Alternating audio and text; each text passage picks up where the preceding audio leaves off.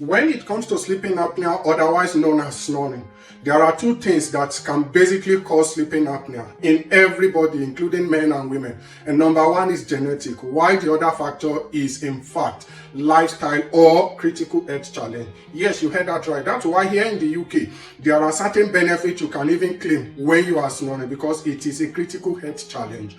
But when it comes to genetic, there is little to nothing you can do about it, because it is genetic anyway. And I know majority of the people that are watching this video now who are looking for one or two justification for their sleeping apnea might even concluded that, oh, mine is genetics. Well, if you want to know whether your sleeping apnea is caused by genetic, then one major factor is the fact that when did you start snoring? Is it when you are relatively young, perhaps in your few months old, or years till maybe when you are in your teen? If this is when you start snoring, yes, it can be in fact a genetic factor. But if it is not, then it can be a critical health challenge. And when it comes to the critical health challenge, two things are basically the causes of snoring. Number one is cardiovascular health. Not being okay cardiovascularly can cause snoring.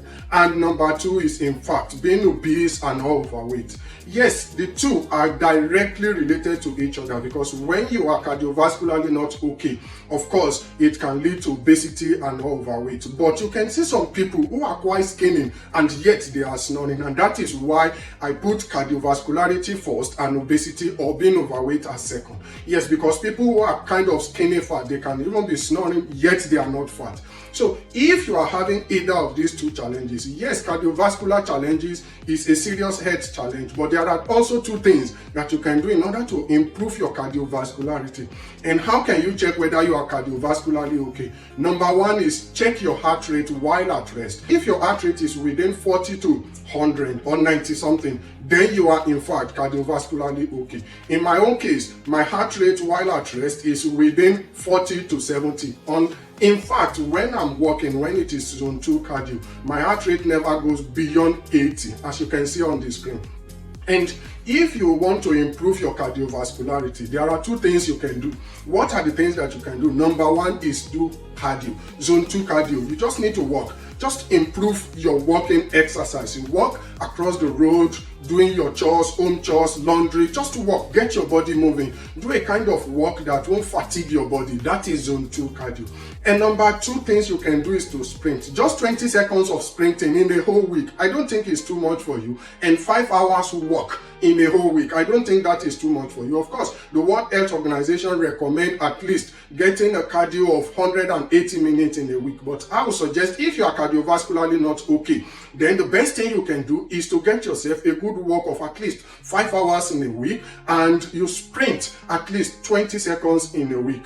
If you can do this just within a few days or few weeks, you are definitely going to see a greater improve in terms of your health, your cardiovascular health. And the number two causes, which is in fact obesity and being overweight. I've made a ton of videos explaining why and how we can overcome obesity and overweight. In fact, I used to snore before, and I never imagined myself not snoring anymore. I can just imagine how it feels when someone is overweight and not obese and not even cardiovascularly okay. So if you are struggling to be cardiovascularly okay, or you are struggling losing weight, you can get in touch with me in the comment section below. I'm more than happy to assist you, to help you the best way I can. And let me tell you, losing weight is very, very simple. All you have to do is to put yourself in caloric deficit. And my own approach to weight loss is quite different. I believe that we need to eat whatever we want and we can still lose weight with that. So if you get in touch with me, I can definitely help you, put you on track in order to achieve your health goals.